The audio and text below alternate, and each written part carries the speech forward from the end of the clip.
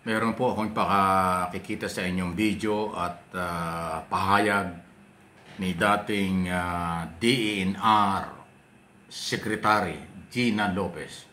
Ito po yung Department of Environment and Natural Resources na ayaw sa mga pagsira sa ating kalikasan.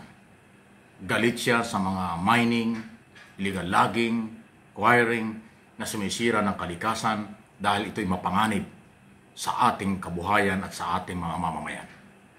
Pero ano bang nangyari sa kanya? Pinagtulong-tulungan siya ng mga politiko hanggang siya ma-reject dyan sa makapangyarihang commission appointment. Eto, para lang makita nyo at madinig nyo. Yan nyo. Honorable Ronnie Zamora and to the honorable members of the Commission on Appointments, to the members of the press and my friends here. Gina Lopez po yan. Honor. Nakikita ko lang sa inyo para maalaala nyo. To be able to explore the opportunity of Ayan o. Okay? granted the mandate to serve this country. Ayan o. Kaya po, pinaparinig ko na ito. Pasintabi na po sa pamilya ng mga Lopez kasi po wala na siya, di ba? Namatay siya, may sakit pala siya noong panahong yon. Siya po ang ginawang sekretary ng DENR ni dating Pangulong Duterte. 8 years ago, nung siya po ay nakaposisyon na, siyempre dadaan niya sa commission on appointment. Okay? Ilang beses pong nag-hearing sa commission appointment, hindi po siya pinayagan. Hindi siya nakalusot. Siya ay pinigilan ng mga politiko. Ang commission on appointment po ay 12 senador at 12 congressman. Okay? Pinigilan siya na manatiling sekretary ng DENR dahil nga po siya ay pro-people. Ayaw niya ng mga mining, illegal mining, quarrying, basta lahat ng klase ng pagsira sa ating kalikasan, ayaw niya. Siya yung bagay na bagay dyan sa DENR. Pero dahil pinagtulungan po ng mga politiko na posible, ang kanilang dahilan ay dahil sila ay maaaring merong mining business, may mga kamag-anak na involved sa mining, or may mga dami na mga korporasyon na pag-aari ng politiko. So pinagtulungan siya, ni-reject, hindi nakalusot. Ang isang naging problema ron, dahil hindi na siya nakalusot, hindi ni-reappoint, kung di ako nagkakamali, hindi ni-reappoint ni former President Duterte si Gina Lopez. So nawala siya, natanggal na siya. Alam niyo kaya ko binabanggit yan. Kung si Gina Lopez lang ay pinayagan ng mga politiko na manatili na DENR Secretary, baka hindi nangyayari ngayon ang napakatindi na mga pagbaha sa Luzon, Visayas, Mindanao. Baka kahit pa paano yung ating mga flood control program na ginawa kahit na mga substandard, baka hindi nawasak. Kasi ipatitigil niya, ayaw niya. Ang gusto ni Gina Lopez ng araw, kung ibinigay sa iyo 5 hektare lang ang minahin mo, ang gawin mo sa operation, kung sino man binigyan ng approval ng mga lisensya, permit, hanggang 5 hektare lang, huwag kang may extend. Eh, ang ginawa ho ng mga, hanggang ngayon, ginagawa yan ng mga korporasyon na may-ari ng mga minahan. Gumagapang sa bundok ang kanilang sinisira.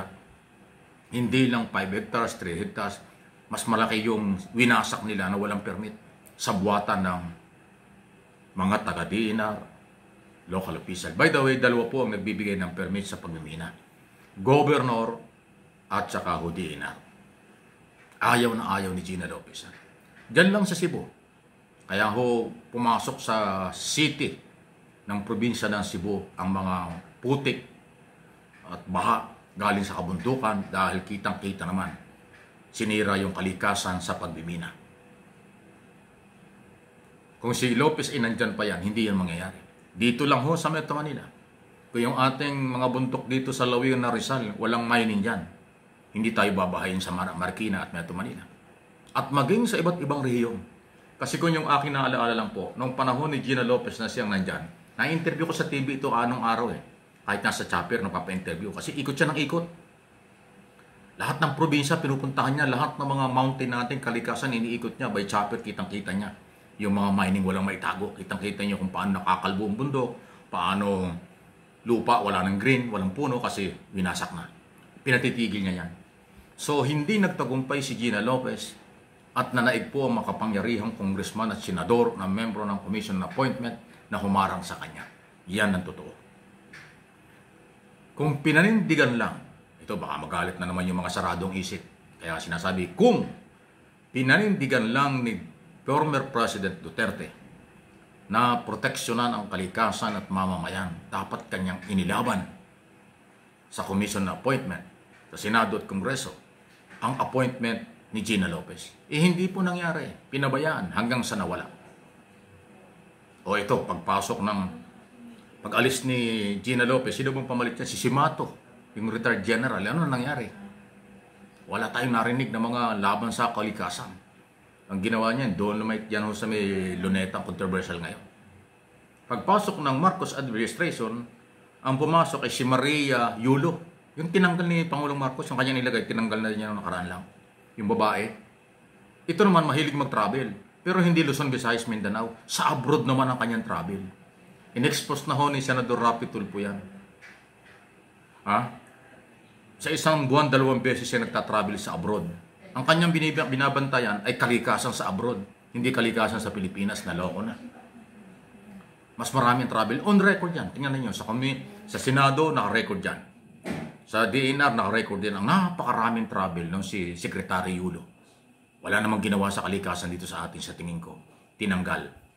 Ngayon, ang Secretary ng DNR ay si Secretary Tutilla, yung dating Department of Energy. Tingnan natin kung ano magagawa niya. Bago kasi yan eh. So yun po yung background. Di ba? Para ma-ideya kayo. Kasi marami nagtatanong, bakit pa napakatindi ng baha? Sabi kalikasan. May nagsasabi, galit na kasi. Galit na ang kalikasan sa korupsyon sa Pilipinas. May punto, pwedeng ganon. Pero mahirap patunayan yun. Ang malinaw sa sikat ng araw, malinaw pa sa sikat ng araw, merong malawakang mining, illegal logging, illegal quarrying, pagsira sa ating kabundukan na pinanggagalingan ng maraming tubig baha. Kasi yung mga baha sa mga syudad, sa Metro Manila at sa iba pang mga lugar, puro putik eh. Wala namang putik dito sa Metro Manila dapat. Walang bundok. Pero yung Karatig Lalawigan, doon galing. Sa mga probinsya, ganon din. Dahil sinisira ang kalikasan. Hindi kasalanan ng kalikasan. Kasalanan pa rin ng tao. Pagkatapos maliban dyan sa kalikasan at kasalanan niya ng tao, kasalanan din ng tao yung dapat mayroong flood control na matino, substandard o ghost multong project. Naloko na. Ganyang kasama sila. Sino nasa likod nito? Politiko, kontraktor at mga tiwali na mga taga-gobyerno, lalo na sa DPWS. Ganyang kasama ang sistema sa ating bansa. Kung si dating Pangulong Duterte lang pinanindigan ang kanyang tapang at galit laban sa iligal, marami siya dapat na ipatigil. Pero hindi ho nangyari. Yung lumalaban sa iligal, lumalaban sa mga abusadong mga negosyante at mga politiko, hindi niya ipinaglaban eh. Kaya natanggal si Lopez. Sayang na sayang.